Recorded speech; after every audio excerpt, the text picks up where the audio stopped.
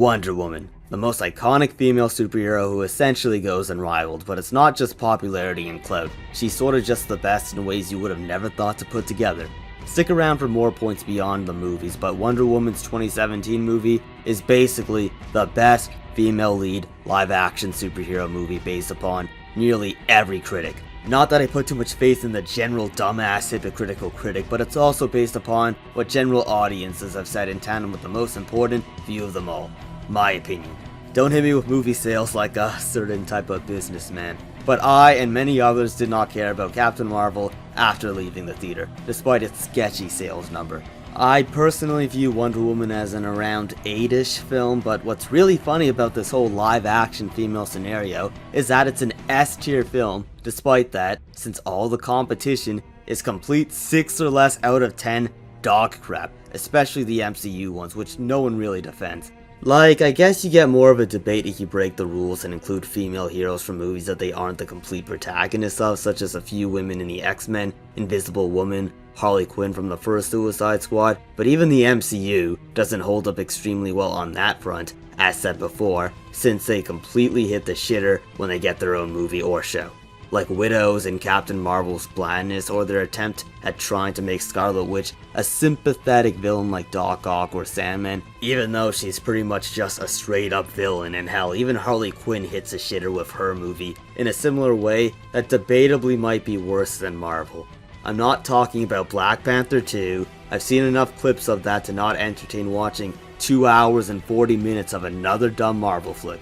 She-Hulk is so bad it's good, but that doesn't really count. It's not intentional. Check out my unorthodox video on that, by the way. Elektra from Netflix's Daredevil is actually something great despite being less mainstream and underrated as hell, but she's not the star of it and it's a show. I'll get to her one day, but anyway. Now this comparison might be a hot take, but despite Wonder Woman 1984 being around 30% worse than the first, I'd still say it's the second best female lead movie due to the competition being complete dog crap still. Regardless of if you agree with that, the first one still dominates.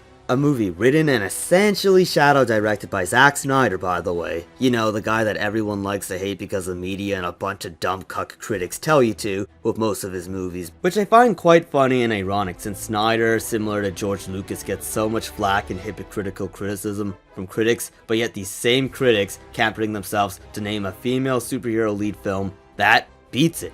It's like a glitch in their NPC programming and patch notes. Snyder the worst, but Wonder Woman the best. Hypocrisy and irony does not compute, does not compute. His films tell too much truth. Error, error, error. Launch Marvel movie.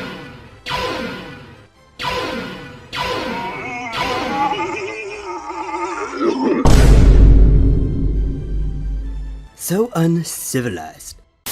But anyway, as an extra cherry on the DC movie sundae, I think her animated movies may be the best too, as there still isn't much competition in that category as well. But beyond movies and even Wonder Woman herself, I tend to notice that DC just does female characters better overall, regardless of the genre. They don't do the woke dumpster fire as frequently as Marvel.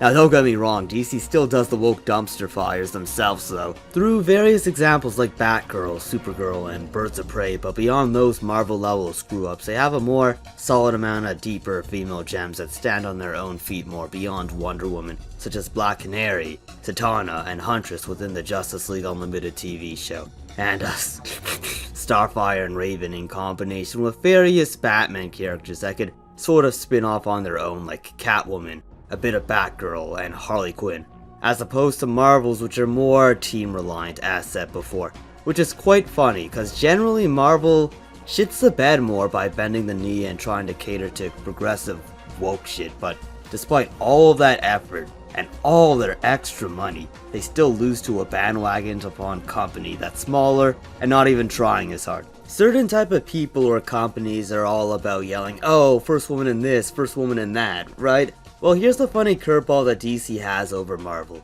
Wonder Woman is getting the first female lead video game in years. It's probably going to be great too, since it's the devs who made the great Arkham-esque combat in the Middle-earth games. Marvel once again hasn't done this except for their inclusion in a few other games like X-Men, Ultimate Alliance, Marvel vs. Capcom, and the recent Avengers game, where they chose a bunch of Echo character nobodies over Scarlet Witch and She-Hulk. I'm sorta breaking my own rules with this, but DC has sorta already done this before with Catwoman's DLC in Arkham City, which has enough content and is isolated enough to sorta count. But yeah, let's throw out some more evidence on my supreme intelligent claims. Not that money is the be or end all, but I could assume DC women sell more lady merchandise than Marvel's via the heavy hitters like Wonder Woman, Supergirl, Starfire and Raven, Catwoman, and especially Harley Quinn, who probably honestly pops off due to her representing the high percentage of ladies who are the being into the bad boy stereotype in tandem with the way she dresses. But yeah, these ladies probably dominate another industry. The fart. You just a nasty nigga, bro. But yeah, this shit is all essentially bare facts. You'd have to be a super diehard biased Marvel fan to disagree for the most part.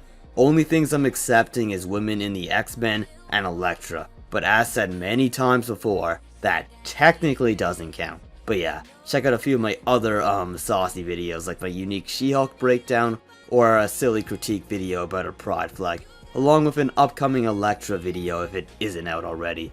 But yeah, thanks for watching.